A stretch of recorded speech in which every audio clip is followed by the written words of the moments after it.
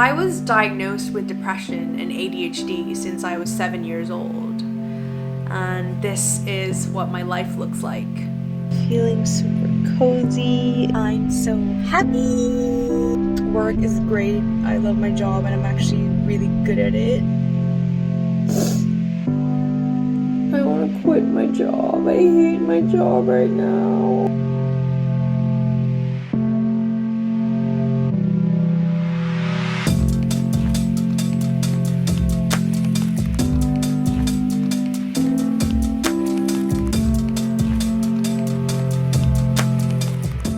Don't be nervous, Emmy, you got this. Staying balanced and neutral is extremely hard for me. One moment I'm experiencing extreme bliss, happiness, and excitement, while the next minute I'm screaming and crying and feel like it's the end of the world. I feel every emotion so deeply that I often carry the pain of others. The smallest things can spiral me down into weeks or months of nonstop self-pity and self-loathing. I remember being really angry throughout my childhood. Little things would spiral me down into a tantrum. If you're a millennial, you could probably relate to this back when Game Boys were still running on AA batteries and showed no warning signs of low batteries. I loved Super Mario Brothers or any Mario game. I was obsessed with them, but when my battery would run out as I'm on the last levels of Super Mario Brothers, I would start fuming to the point where I would throw and smash my Game Boy on the floor and start punching my bed. These were not my proudest moments, but I have so much love and compassion for her. She was just a child and she didn't know how to cope with all the emotions that she was feeling and experiencing. My parents were also not fully equipped to help me with my illnesses because nobody talks about it. And until today, mental health is still very much stigmatized around the world. So the only two options that were presented to them were one, Zoloft, an antidepressant, and Ritalin to control my hyperactivity. I took both of these pills daily, and from my research and understanding of them, personally, I feel like it did more harm than good for me. Having those pills manipulating the chemicals in my developing brain can't be good for me. I took them up until the end of high school, where I became more conscious about my physical health, so I decided to stop taking them. I got really into natural remedies and homeopathy, so I began to approach my mental illnesses from a more holistic and natural standpoint. I picked up meditation again and dove back into spirituality. Despite having grown up in a Buddhist household, I was introduced to meditation and mindfulness since I was born, but they were never introduced to me as a solution for my mental illnesses and challenges. It's unfortunate that today people still feel embarrassed and shameful to talk about their mental health challenges. Back then, I think still now, my parents wouldn't dare to talk to their friends about my mental health condition. They really did their best, and I'm not blaming them for anything. I thank them for everything that they've done for me. And I can't blame them for not teaching me something they don't know. Growing up in a society like Bangkok, looking happy is everything. Everything that is deemed as socially unacceptable or weird are swept right under the rug.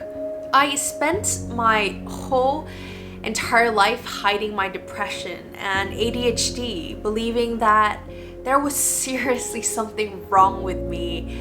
I truly believed that in my core, that there was something wrong with me and that I was weird. I became obsessed with looking happy and perfect all the time. I would try to get 100% in all of my tests. I would hide my sadness, and insecurities behind my ego and constructed identities. Unfortunately, the more fearful I felt, the uglier my projections were towards other people and things. I victimized myself and blamed other people and things for my negative emotions. I never admitted and acknowledged how I truly felt, because if I was sad and I had to face those emotions, I had to face the fact that there was something seriously wrong with me. So I numbed. I numbed myself with food, parties, shopping, entertainment, and anything and everything that could help me escape my thoughts and emotions. But this all changed when I began to speak up about my mental illnesses and challenges. I realized that so many people were feeling the same way, and so many people were also struggling with their mental health. I realized that I wasn't alone.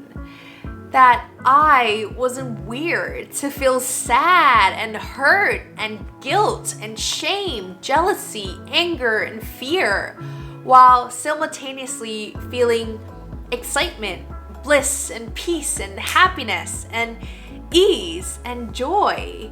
I came to an acceptance that I had all these emotions within me and none of them are right or wrong. My point is, we feel pressured to put on a smile for the world every single day. But please know that it's okay and completely normal if you don't feel like smiling today. To feel all of our feelings and express them is a very humanly thing to do.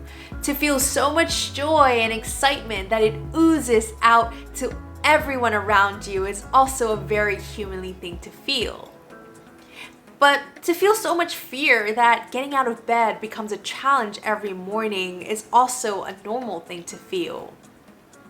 And when you feel like staying home and canceling all social plans, that is also a very humanly thing to do, and we should totally normalize that.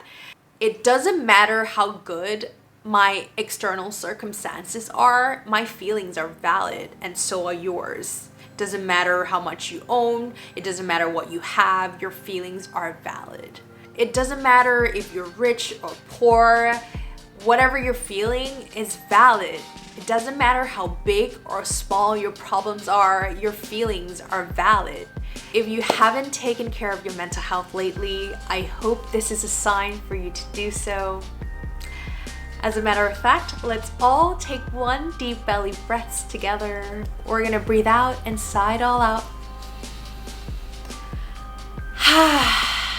All right, that feels amazing. Don't forget to take little breaks. Don't forget to take lots of deep belly breaths throughout your day. And however you're feeling right now, even if things are not going your way, please remember to have compassion for yourself. The worst thing you can do is to beat yourself up for not feeling great.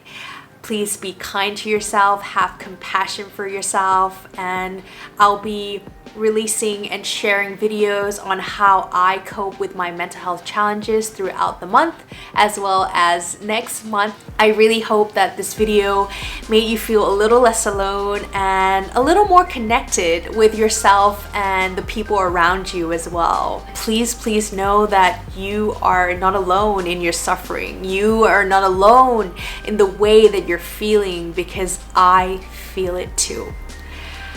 I feel it so deeply every single day.